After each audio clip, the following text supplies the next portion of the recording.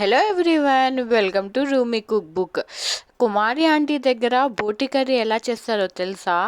తెలియకపోతే ఇంకెందుకు ఆలస్యం, నేను బోటి కర్రీ ఎలా చేయాలో చూపిస్తున్నా. చేసి మా వీడియోస్లో ముందుగా ఫుల్ వీడియో చూసేయండి.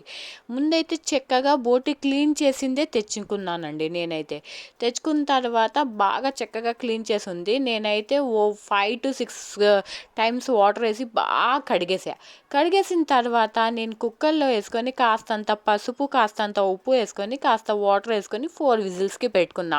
ఆ విజిల్స్ వచ్చే వరకు ఏం చేద్దాం రా బాబు అనుకుంటే అప్పటి వరకు మసాలా గుర్తొచ్చింది. మసాలా ప్రిపేర్ చేసుకుందామని కాస్తంత అల్లం, వెల్లుల్లి, కొబ్బరి, ఇంకా లవంగా, 2 లవంగాలు, 2 పట్ట, ఇలాచి 2 తీసుకొని కాస్తంత ధనియా తీసేసుకొని చక్కగా స్మూత్గా గ్రైండ్ చేసుకోవాలి. మసాలా మెయిన్ అదే ఇంపార్టెంట్ అండి. మసాలా ఎంత టేస్టీ ఉండిద్దో కర్రీ అంత టేస్టీ వచ్చిద్ది. చూడండి, 4 విజిల్స్కి బోటి అయితే మొత్తం అయిపోయింది, అంటే కచ్చాపచ్చాగా కుక్ అయ్యింది. ఇప్పుడు ఏం చేశానంటే అదే కుక్కర్లో నేను ఆయిల్ వేసుకొని 2 స్పూన్స్ సన్నగా తరిగి పెట్టుకున్న 2 ఆనియన్స్ ఏమో కట్ చేసేసుకొని వేసేసుకున్నా.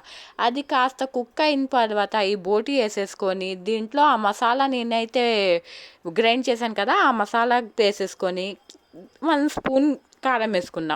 ఎక్కువ తీసుకునే వాళ్ళు అయితే కారం ఎక్కువ తీసుకోండి. సాల్ట్ కూడా వేసుకున్నా, తగినంత టేస్ట్కి సరిపోయేంత సాల్ట్, కారం వేసుకొని ఒక్క చిన్న గ్లాస్తో 1 గ్లాస్ వాటర్ వేసి కొత్తిమీర వేసి చక్కగా కలిపేసిన తర్వాత మీడియం ఫ్లేమ్లో 4 విజిల్స్, ఇంకా 4 విజిల్స్ రావాలి. ముందు 4 విజిల్స్, ఇంకా ఇప్పుడు 4 విజిల్స్ వచ్చే వరకు పెట్టేసి చూడండి ఎంత టేస్టీగా, ఎంత చక్కగా ఉందో. కుక్ అయితే అయిపోయిందండి. 4 విజిల్స్ అయ్యాయి. చూడండి, బోటి కూడా కుక్ అయిపోయింది. గ్రేవీ కూడా ఎంత బాగుంది. ఇంకా మా ఛానల్ని కూడా సబ్స్క్రైబ్ చేసుకోండి, ఇంకా లైక్ చేయండి, షేర్ చేయండి. ఇంకా నెక్స్ట్ వీడియోస్ కోసం కామెంట్స్ కూడా చేయండి. బాయ్.